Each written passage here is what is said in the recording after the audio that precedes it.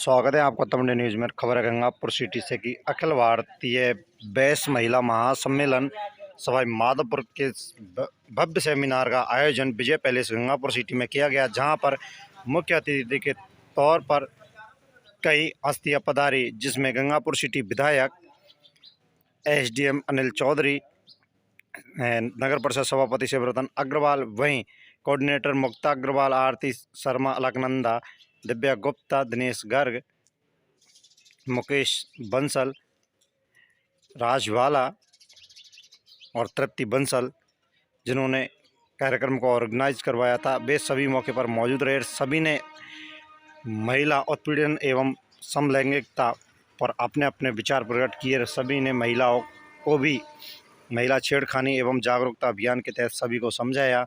कार्यक्रम पहली बार गंगापुर सिटी के इतिहास में इतना बड़ा किया गया, जो महिलाओं के उत्पीड़न और समलैंगिकता पर किया गया हो, जिसमें क्रिएटिव गर्ल्स स्कूल की छात्र एवं कॉलेज की भी छात्राएं मौजूद रही। गंगापुर सिटी की सभी जाति और धर्मों की महिलाएं और पुरुष मौके पर मौजूद रहे, जिसमें एसीजेएम एडीजे सभी मौके पर भी मौजूद थे। उन्होंने सभी बच्चों को उनके स्वास्थ्य एवं समलैंगिकता के बारे में भी बारीकी से सारी बातें समझाई और बेटी बचाओ बेटी पढ़ाओ का भी भव्य प्रचार किया, जिसमें सभी ने अच्छे से अपना बखूबी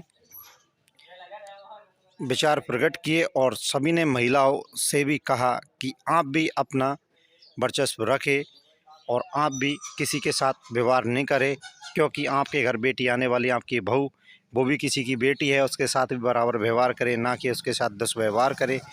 यही बातें गंगापुर सिटी विधायक रामकेश मीणा द्वारा की गई एवं डॉक्टर एसडीएम अनिल चौधरी द्वारा भी कई उदाहरण दिए गए, जिनके बारे में कहा गया कि एक सास ससुर ने अपनी बहू को पढ़ा लिखा कर उनका बेटा खत्म होने पर उसका भी दूसरी जगह विवाह किया। कई उदाहरण भी प्रकट किए।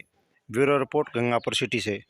और बहुत ही सुंदर विषय के ऊपर एक अनूठा कार्यक्रम सेमिनार का आयोजन जो यहाँ किया गया है, उसके लिए मैं बहुत बहुत जो है आप लोगों को धन्यवाद ज्ञापित करता हूँ कि आपने कितना अच्छा, ये सब हमने सिर्फ राजस्थान यूनिवर्सिटी में, राजस्थान यूनिवर्सिटी से मैं भी राजस्थान यूनिवर्सिटी का जो विद्यार्थी रहा हूँ, ये बड़े शहरों में ही देखा था ये सेमिनार।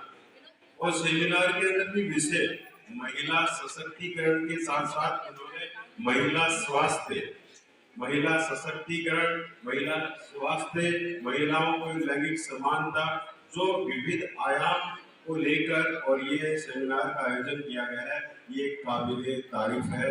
इसके लिए मैं पूरी यूनिट को बहुत बहुत धन्यवाद देता हूँ। उनके लिए मैं भी शुक्रगुजार हूँ। इस उपस्थित जो महिला शक्ति है उसको मैं सादर प्रणाम करता हूँ। और मैं ये देख रहा हूँ, वैसे तो ये गंगापुर शहर जो है, वैसे तो सामाजिक सरोकार में जो है हमारे गेस्ट आए हैं, क्योंकि मैं तो आप लोगों का पार्ट हूँ, ये जो गेस्ट आए हैं मैं बताना चाहूंगा कि गंगापुर शहर सामाजिक सरोकारों में बहुत आगे। किसी भी शहर को मैंने इतना ज्यादा इन्वॉल्वमेंट जो विविध प्रकार के जो सामाजिक सरोकार है उनमें नहीं देखा जितना मैंने यहाँ देखा है। और एक बात जो कहना चाहूंगा कि अब कुछ कारणों से जो हो सकता है प्रशासनिक भी हो, ये शहर में थोड़ा सा जो है ये सुंदरता कम है, लेकिन ये देख के यहाँ का जो अरेंजमेंट देख के ये मुझे लगता है गंगापुर शहर में हो रहा है ये कार्यक्रम। और ये इसमें और साथ में उपस्थित जो महिला है या महिला सशक्तिकरण को तो देख के यूँ लगता है कि शायद महिला सशक्तिकरण को गंगापुर शहर ने तो लक्ष्य अचीव कर लिया है। जिस तरीके से सामने जो महिलाएं बैठी है और जो पुरुष थोड़े से बैठे हैं, उनके चेहरों पर रौनक नहीं है, तो चार बैठे, उससे ये लग रहा है जैसे इस शहर ने अपना जो महिला सशक्तिकरण का अचीवमेंट प्राप्त कर लिया है। तो मैं चाहूंगा कि हकीकत में आपके गंगापुर शहर में महिलाएं काफी सशक्त हैं, सजग हैं, सावधान है, सतर्क है। मैं चाहूंगा कि आप लोग जो है ये महिलाएं, ये विंग जो है इस शहर से बाहर भी निकले। मैं आपको बताना चाहूंगा, मैं राजस्थान के झुंझुनू जिले से संबंध रखता हूँ और हमारे यहाँ पे तीसरी पीढ़ी महिलाओं में तीसरी पीढ़ी सरकारी जॉब कर रही है। तीसरी पीढ़ी, कुछ घरों में चौथी पीढ़ी जो है जॉब कर रही है महिलाएं। और मैं आज तक मैं तो जो है कि हो सकता है मेरी पिछली पीढ़ी से पिछली पीढ़ी ने ऐसा देखा हो कि बेटा और बेटी में फर्क। मैं जो यहाँ पे आज मैं जब भी मैंने पूरे जीवन में मैंने कभी नहीं देखा कि मेरे दादा को तो मैं देख नहीं पाया, लेकिन जो मेरी दादी है, मेरी दादी, उसने कभी भी हमें जो हमारे पिताजियों में या उनमें या हम पोते पोतियों में कभी भी किसी तरह का भेदभाव किया, ये मैं सच बता रहा हूँ। उन्होंने हमेशा कहा कि तुम सब पढ़ो, कभी भी ये नहीं रहा कि वो। और यही कारण है कि जो अभी जैसे मेरी एक चाची जो अभी रिटायर हुई है, गवर्नमेंट जॉब से रिटायर हुई है, यानी मतलब 60 साल जो हो चुके हैं उसको इतना जो अच्छा है। लेकिन साथ में ही आप देखिए, मैं अभी जैसलमेर गया था, जैसलमेर में एक स्थान है लौंगीवाला, लौंगीवाला से तलोट के रास्ते में, और हम बीच में रुके वहां पे, और कुछ बच्चे हमारी गाड़ी को देखे, कुछ बच्चे और बच्चियां हमारी गाड़ी को देखकर और हमारे पास आ गए।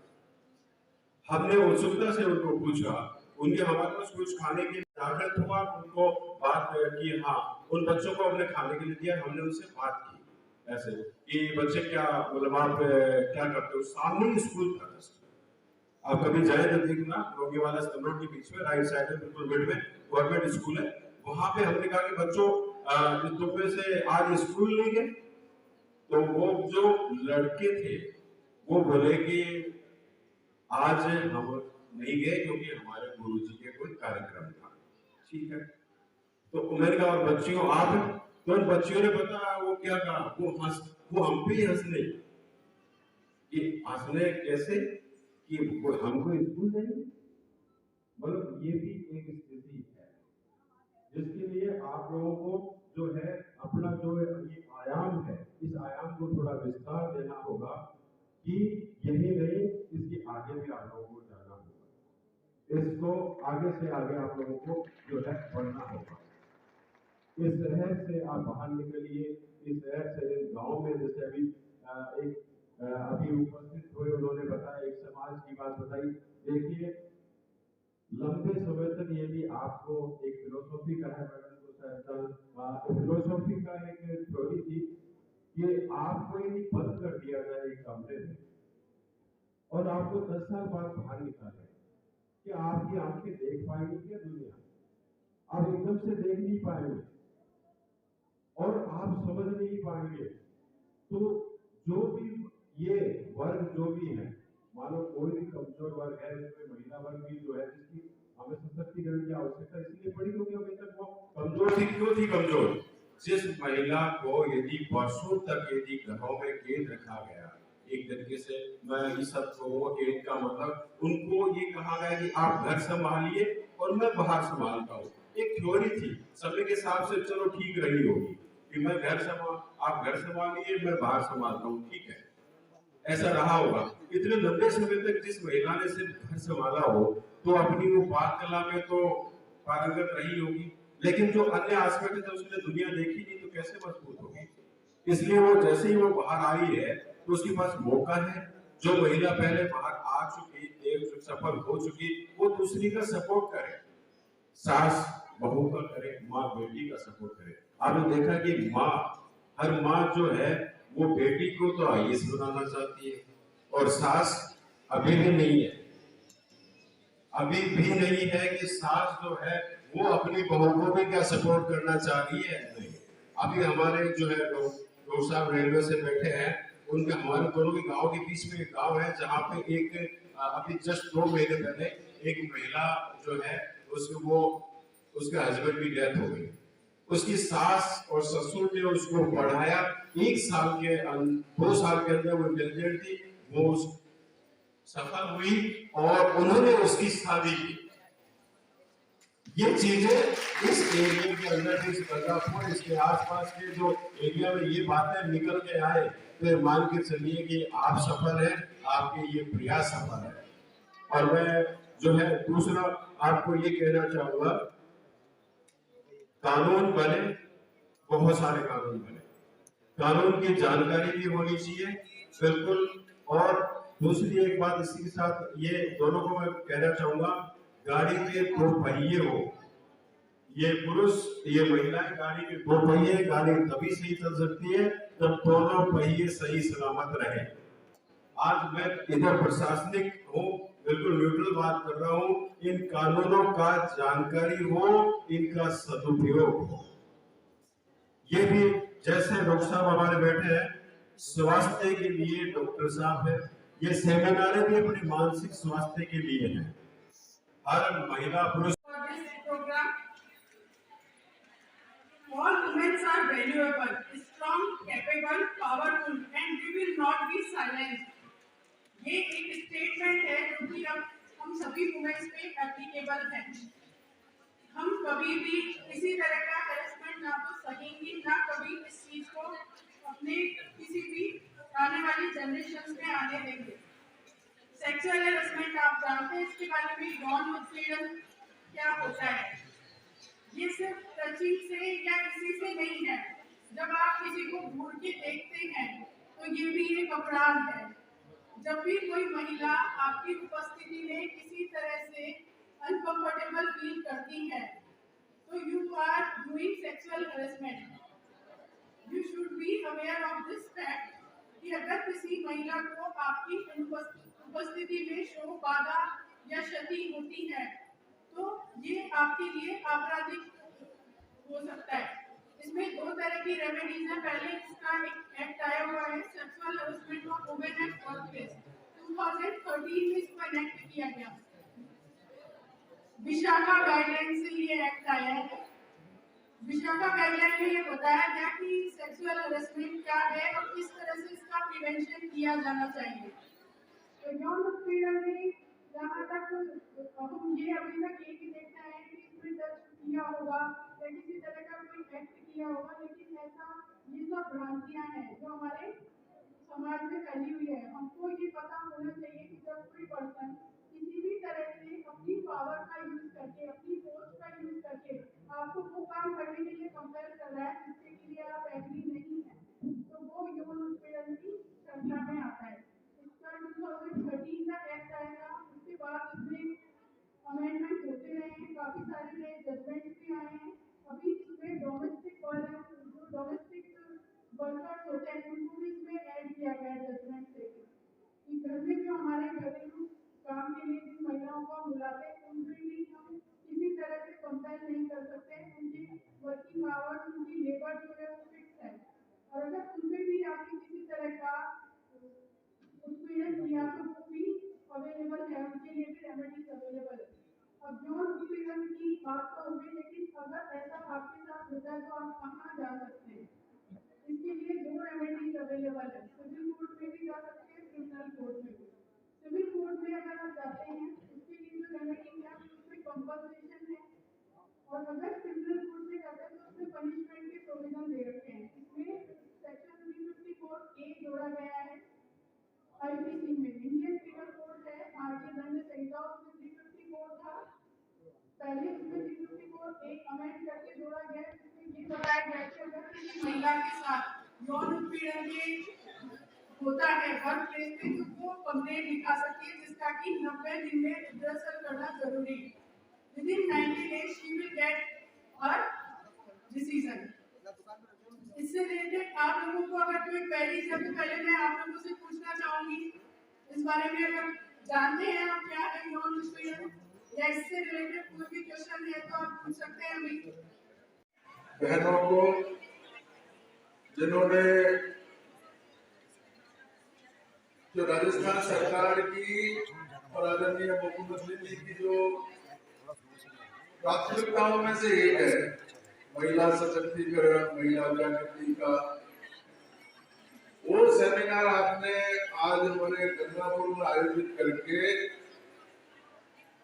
मेरा पूरे गंगापुर का सम्मान बढ़ा दिया, इसके लिए बहुत बहुत धन्यवाद। और उस सेमिनार में भी आपने जो एक्सपर्ट्स हैं, मैंने उन्हें सुना नहीं है, लेकिन मैं समझ सकता हूं कि जब वो इतने बड़े ओहदे पर हैं तो निश्चित रूप से ज्ञानवर्धक बातें कही होगी। अपने आप में आज का ये जो सेमिनार है बहुत महत्वपूर्ण है। ये केवल महिलाओं को जागृत करने का या कोई महिलाओं के सशक्तिकरण की बात तो कर रहे हैं, लेकिन जब महिला जागृत होती है, महिला सशक्त होती है, तो इससे पूरा परिवार, पूरा समाज, पूरा शहर ये जागृत होता है, सबको संबल प्रदान होता है और इसका असर बहुत दूर तक जाता है। इसीलिए राजस्थान के लोकप्रिय मुख्यमंत्री जी हर बार कोई भी जब कोई प्रोग्राम होगा या सरकार की प्राथमिकताएं तय होती है काम करने की, उस समय महिलाओं को आगे रखकर के योजना बनती है सरकार की। चाहे संपत्ति में हिस्सेदारी का मामला हो, स्टैंप ड्यूटी का मामला हो, आपने देखा होगा अब एक नया कानून बना, जब भी अगर कोई संपत्ति की रजिस्ट्री हो रही है, महिलाओं के लिए उसमें छूट है। क्यों है ये छूट? ये इसी वजह से कि महिलाओं को ज्यादा से ज्यादा सम्मान मिले, महिलाएं ज्यादा से ज्यादा संपत्ति की मालिक बने। जब वो संपत्ति की मालिक बनेगी तो उनके जो मन में भय है, मन में एक पीड़ा रहती है कि भाई मेरे नाम तो कुछ नहीं। जब बहू बन करके हमारी बेटियां दूसरे घर में जाती हैं, वो अपने आप को अकेला महसूस करती है और जब उसी परिवार में से उसको संपत्ति में हिस्सा मिलता है, उसके नाम रजिस्ट्री होती है, उसके नाम संपत्ति होती है, एक उसके मन में कॉन्फिडेंस आता है जबरदस्त, एक मन में एक दृढ़ता आती है। उन सब कामों को करने के लिए सरकार एक से बढ़कर के एक काम महिलाओं के संबंध में संस्था सरकार कर रही है। अभी हमारी बच्चियां जो क्रिएटिव स्कूल की बच्चियां थी, उन्होंने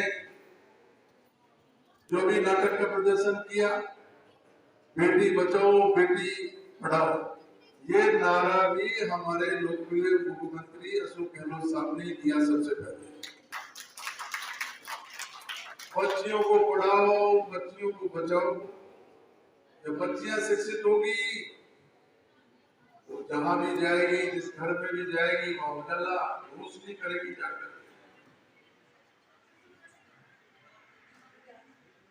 जब बच्चियां पढ़ती है, अपने भाई बहनों को पढ़ाती है, अपने माँ बाप को शिक्षा देती है, जब शादी होकर के दूसरे घर में जाएगी तो वहां उस परिवार को भी, उस कुल को भी आगे बढ़ाने का काम करती है। इसलिए महिला शिक्षा के लिए राजस्थान सरकार कोई कोर कसर नहीं छोड़ रही। आपने अभी इसी बजट को सुना होगा, 2 कॉलेज, गर्ल्स के 2 कॉलेज एक साथ, एक गंगापुर में, एक वजीरपुर में राजस्थान सरकार ने खोलने की घोषणा करी। एक साथ 2 कॉलेज, पूरे राजस्थान में ऐसा कोई एग्जाम्पल नहीं है, लेकिन गंगापुर के ऊपर मेहरबानी की। हमारे गंगापुर में अग्रवाल कॉलेज, गर्ल्स कॉलेज बहुत वर्षों से अपनी सेवाएं दे रहा है। नाम के लिए अग्रवाल कॉलेज है, लेकिन अग्रवालों की बच्चियां बहुत कम है और दूसरे समाजों की बच्चियों की भरमार लगी हुई है उस कॉलेज में। सारा समाज, 36 कौम की बच्चियां अग्रवाल कॉलेज में पढ़ करके अपना भविष्य संवार चुकी है, पढ़ चुकी है, आगे बढ़ चुकी है। तो अग्रवाल कॉलेज के साथ साथ ये 2 कॉलेज खुलेंगे अभी इससे गंगापुर में और एजुकेशन मिलेगा, बच्चियों को आगे बढ़ने का मौका मिलेगा। जैसा अभी वकील साहब ने कहा, कानून की जो व्याख्या की है, आपको हर तरीके की सुविधा हर क्षेत्र में आगे बढ़ाने के, चाहे वो केंद्र सरकार का काम हो चाहे राजस्थान सरकार का काम, कोई पीछे नहीं रहना चाहती सरकार। समय बदल गया है। आज हर क्षेत्र में महिलाएं, हमारी बेटियां एक से एक बड़ा कीर्तिमान स्थापित कर रही है, पढ़ लिख करके सरकारी नौकरियों में आ रही हैं। और चाहे कोई भी फील्ड हो, कोई भी क्षेत्र हो, महिलाओं को आगे बढ़ने से कोई रोक नहीं सकता। शिक्षा बहुत आगे बढ़ चुकी है, सरकार का समर्थन आपके साथ है। सब सरकारें चाहती है हमारी महिलाओं के साथ, हमारी बेटियों के साथ कोई भेदभाव नहीं हो, उनको तरक्की के रास्ते खुले, उनको हर तरह का प्रोटेक्शन मिले। और ये सब सरकार करने में कभी पीछे नहीं है। रहा सवाल बेटे और बेटी की भेद की, जो बात आपने अभी बताई, बच्चियों के नाटक में मैं देख रहा था, ये बिल्कुल सच्चाई है। लेकिन ये भी सच्चाई है, ये भी आप समझ लीजिए, अगर कोई नुक्ताचीनी घर में सबसे ज्यादा अगर कोई करता है, अगर कोई चुगली का काम कोई करता है, तो आप लोग करते हो सबसे ज्यादा। बहू आपके घर में आई, वो भी महिला है, लेकिन उस बहू में अगर बुलडोज निकालने का काम अगर कोई सबसे पहले करेगा, उसकी कमी निकालने का काम अगर सबसे पहले करेगा, तो वो सास की आपकी। और वो शुरुआत जब एक बार घर में हो जाती है, तो जब बहू है, जो हमारी बेटी है, वो बहू का भी जो है दिल खुल जाता है, आपस में टकराव होने लग जाता है। तो सबसे पहले तो हमें समझने की जरूरत है, जो हमारी माता बहनें हैं, जो घर का संचालन करती हैं, पूरी तरीके से कमान उनके हाथ में रहती है, उनको भी बहुत समझने की जरूरत है। वो बहू के रूप में आई तो है, लेकिन अपनी बेटी में बहू में फर्क करना, अपनी बेटी को ज्यादा तवज्जो, बहू को तवज्जो कम, ये ऐसे मुद्दे जो घर में कलह का कारण पड़ते हैं।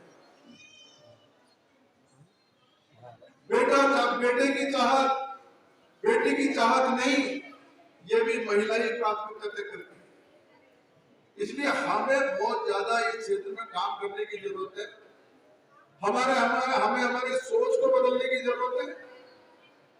अगर हमारी सोच बदलेगी, तो निश्चित रूप से इस क्षेत्र में हमें आगे बढ़ने का मौका मिलेगा। इसमें बहुत कुछ समाज को बदलने की अगर कोई जरूरत है, तो उसका अगर कोई नेतृत्व अगर मेरे से पूछे, तो उस समाज को बदलने का काम भी महिलाओं के हाथ में है। आप अगर घर में अपने बहू में और अपनी बेटी में अगर कोई अंतर नहीं करोगे, उसी दिन आप समझ लीजिए वो घर जो है स्वर्ग किया गया है महिला सशक्तिकरण को लेकर। कैसे आपके दिमाग में ये एक थॉट आई और किस तरह से आपने इसको ऑर्गेनाइज किया? थॉट आने की तो कोई बात ही नहीं थी, क्योंकि मैं भी एक इसका उदाहरण हूँ और आज इस समाज में जी रही हूँ और बहुत से लोगों को देखती हूँ कि बहुत उदाहरण है अपने पास। गंगापुर में ही ले लीजिए, जो सशक्तिकरण का एक बहुत बड़ा उदाहरण है, जिसमें हमने एक ललिता धाकड़ जी को सम्मानित भी किया है अपने मंच से, जिन्होंने अपने ही दम पर, वो विडो हैं और उन्होंने एक बच्चे को भी अडॉप्ट किया और रेलवे में वो नौकरी करते हुए आज, पहले वो पैदल चला करती थी और आज वो मोटरसाइकिल चला रही हैं और अपना जीवन यापन कर रही हैं, साथ में एक परिवार का और जीवन यापन कर रही हैं। उनको हमने एक आइडियल मानते हुए सशक्तिकरण के लिए उनको सम्मानित किया। तो इस तरीके से जब मैं उदाहरण देखती हूँ बहुत, तो मुझे लगता है कि हमें ऐसे एग्जाम्पल सेट करने चाहिए और महिलाओं को घर से बाहर लाकर उनकी सोच को विकसित करा जाए, ताकि वो अपने घर में भी एक अच्छा वातावरण और एक माहौल ऐसा दें जिससे सोच विकसित हो और देश को अच्छी दिशा में ले जाएं।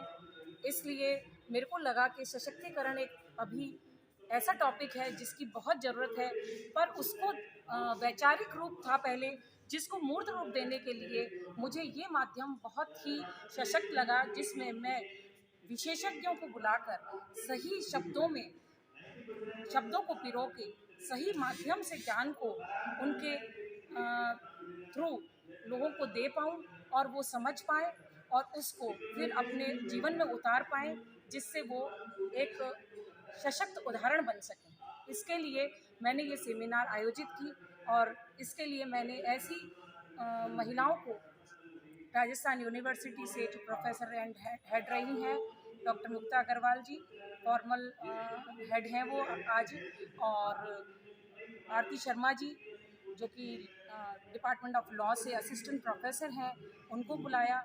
अलकनंदा जी जो कि जगन्नाथ यूनिवर्सिटी में एसोसिएट प्रोफेसर हैं, और दिनेश जी गर्ग जो कि जयपुर में एडवोकेट हैं हाई कोर्ट में।